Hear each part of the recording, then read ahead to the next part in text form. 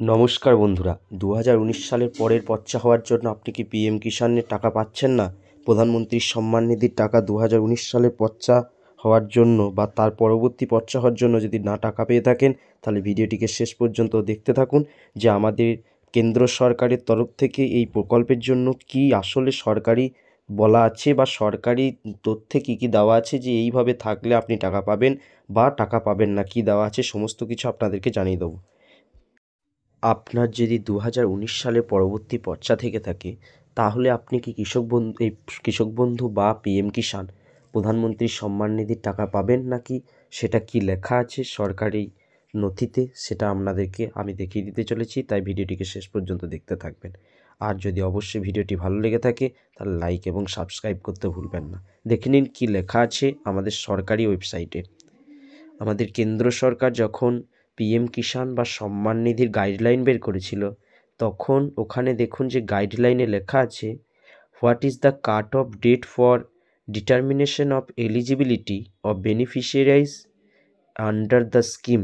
The cut off date for determination of eligibility of beneficiaries under the scheme is 1/2/2019 and no changes thereafter shall be considered for eligibility of benefit under the scheme for next 5 years।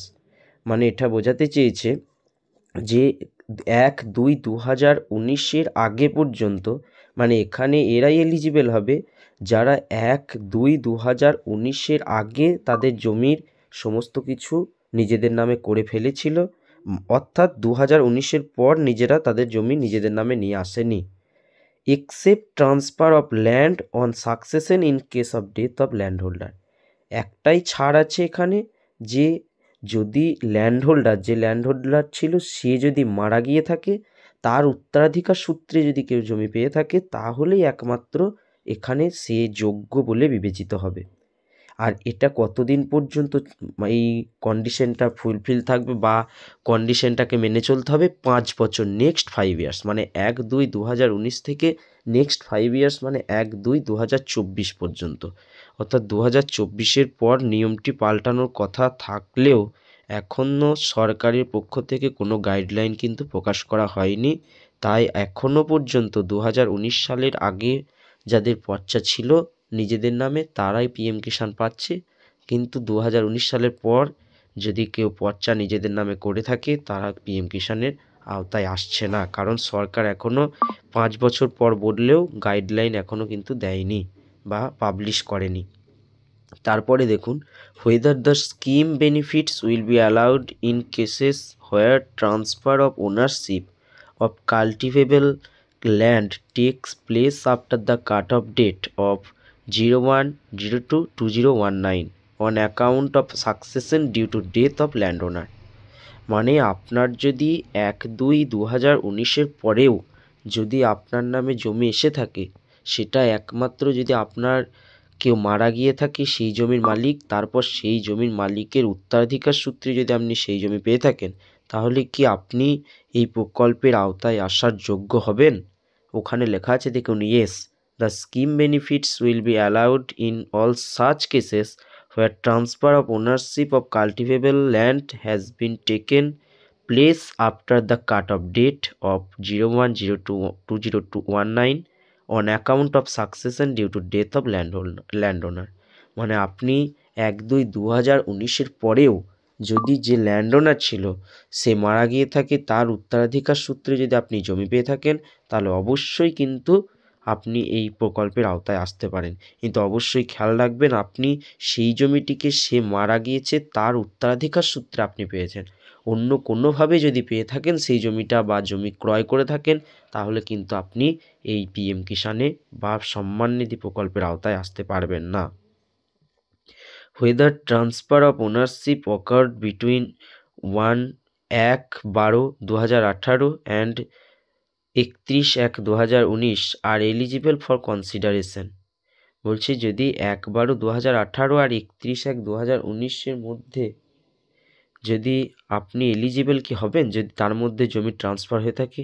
In cases where transfer of ownership of cultivable land has happened between 1/12/2018 and 31/1/2019 due to any reasons such as purchase, successions, will gift, etc. The first installment during the financial year shall be proportionate amount from date of transfer till 31/3/2019 with respect to the 4 months period.